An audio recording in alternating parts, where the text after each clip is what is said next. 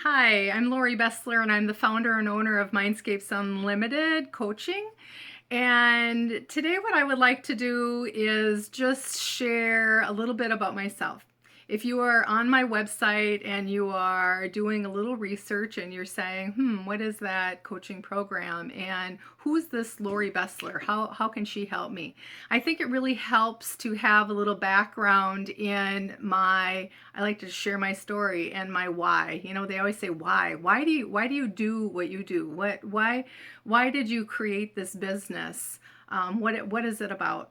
And my overarching why is I want to make a big impact in millions of people's lives. In truth, I really want to lead them to a place of empowerment where thriving is the norm.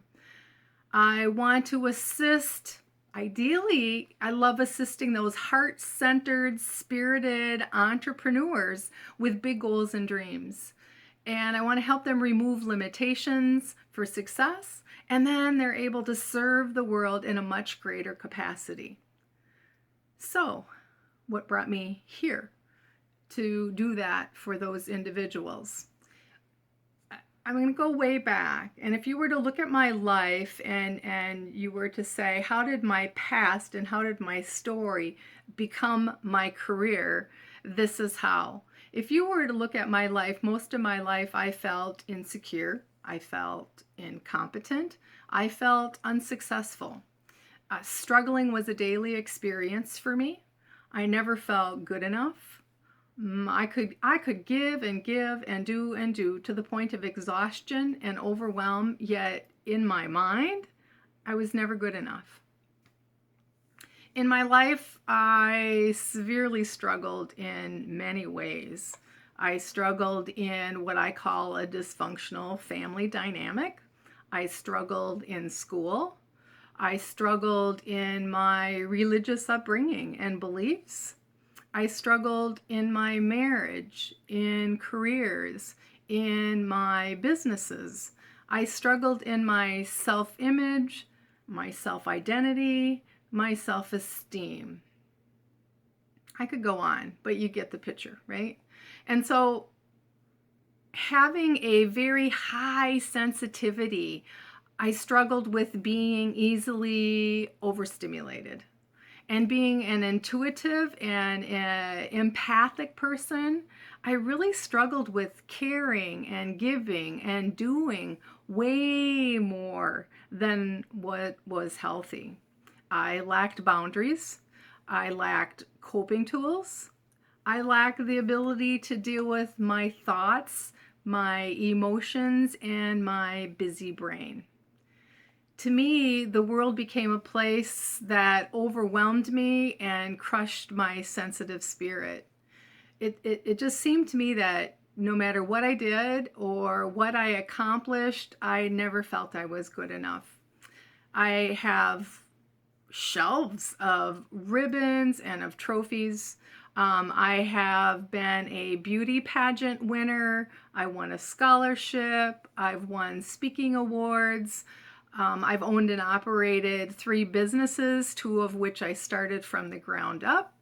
Yet I still could not feel a sense of satisfaction, inner peace, or love who I was for many, many years. And so you think of your roles, right? Think of the roles that you play. For me, as a daughter, a friend, an employee, a wife, a woman of faith, a business owner, I noticed that what I was noticing was what I constantly did wrong. I wasn't noticing what I did right or what I did well. I was looking at, always worried about my failures and my mistakes, and that was always in the forefront of my mind. And even though I was, always in school, I think back, through high school, I was always on the B honor roll. I often got A's as well. I still beat myself up because, I graduated from high school without ever totally reading a book. I would read the front, the back, skim through it, take a test, and I would pass. I just kind of got it and knew what it was about. And what I realized was that, when you consistently bully yourself and when you never feel valued or adequate enough, bad things happen. You're on that mindset and that energetic frequency. And so what's in here seems to be what the message you send out to other people, and it seems to be what you attract back to yourself. And so eventually, your behavior aligns with your self-perception. And this, for me, led to a 7-year battle of eating disorders. Um, I never graduated from college. And even though in my career I was promoted numerous times and I was selected as one of 2 facilitators to train the entire support staff on professional development and problem resolution, I blamed myself when the company folded, and it was almost as if I had something to do with the company leaving the state, and I blame myself for being a dislocated worker. And then even though I got divorced after 20 years of marriage to an alcoholic, it was as if it was my fault. And I was the one that was emotionally broken, and I became very physically sick. I still blame myself because, I shoulda, coulda, woulda done something differently to be able to, repair that marriage. And so, at that point in time in my life, I wasn't just mildly sick. I mean, I really got very, very sick. I was losing my eyesight, my vision. I was losing my equilibrium. I was driving off the road. All of a sudden, I was like in the boulevard and just losing my balance. I was having a hard time with my memory, even recalling words to make simple statements and comments. I would just be puzzled. It was like my mind just went blank and I couldn't think about what it was that I wanted to say. It seemed like my life was going downhill. My memory, my body was pretty much falling apart. And then I was going to doctors, numerous different doctors, to try to find out what was wrong, and they weren't finding anything. And I went, "Oh my God, this is just this. Am I going crazy? Am I losing my mind? What's happening?" And then one night I had a dream, and I dreamt that I was going to die of breast cancer. And there I was, 2 weeks later, in the doctor's office, having a biopsy because I had found a lump. And I said, damn it. My body is speaking to me. It's a messenger, and it's warning me, and it's telling me that I need to do something. I need to seriously make some changes in my life and do things differently. And so that was the start of the beginning of this journey that I help and take other people on.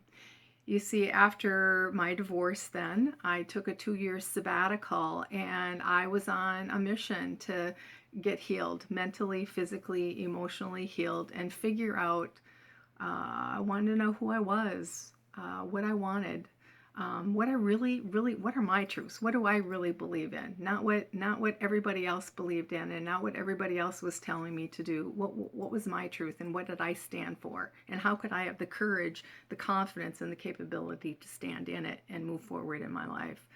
And that was the most difficult time of my life. And it was the best experience for me to ever go through. And so I took back control of my health, my mind, my truth, and my life.